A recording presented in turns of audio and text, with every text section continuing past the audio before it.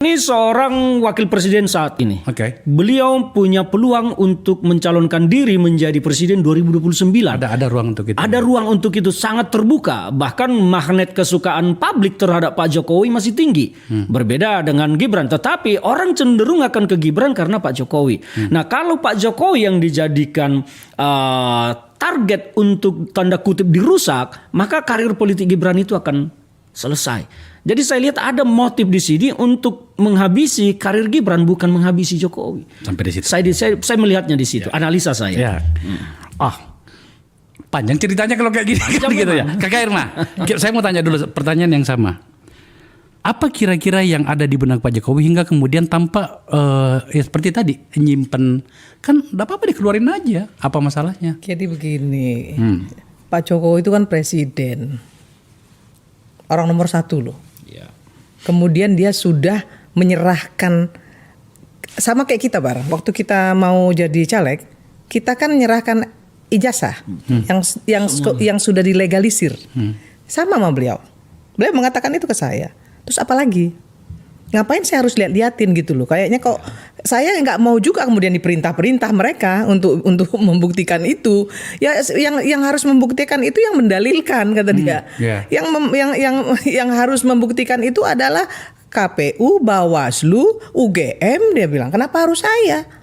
Toh saya sudah melaksanakan hak saya, tugas saya, kewajiban saya kepada institusi yang berwenang untuk itu, gitu loh Bar. Karena menurut saya kalau saya jadi dia juga nggak mau diperintah-perintah begitu, karena nggak benar juga. Iya.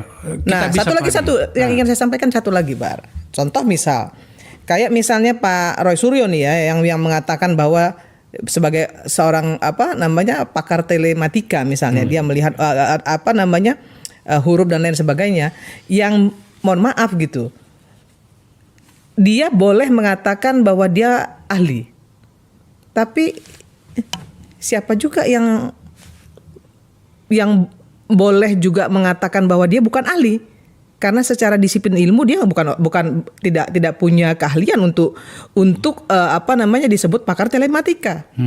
Kan seperti itu. Tapi saya nggak tahu kenapa beliau terus-menerus ini ya ikut-ikutan untuk di dalam hal-hal yang berkaitan dengan telematika.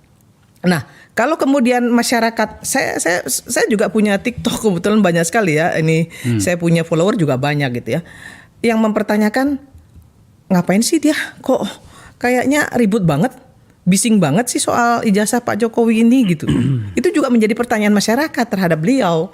Dan kalau masyarakat kemudian mengatakan kepada beliau juga bahwa dia adalah ahli tele. Pernyataan Irma Suryani Caniago menyoroti pentingnya kejelasan kompetensi dalam menyampaikan opini publik, khususnya menyangkut isu sensitif seperti keaslian ijazah presiden.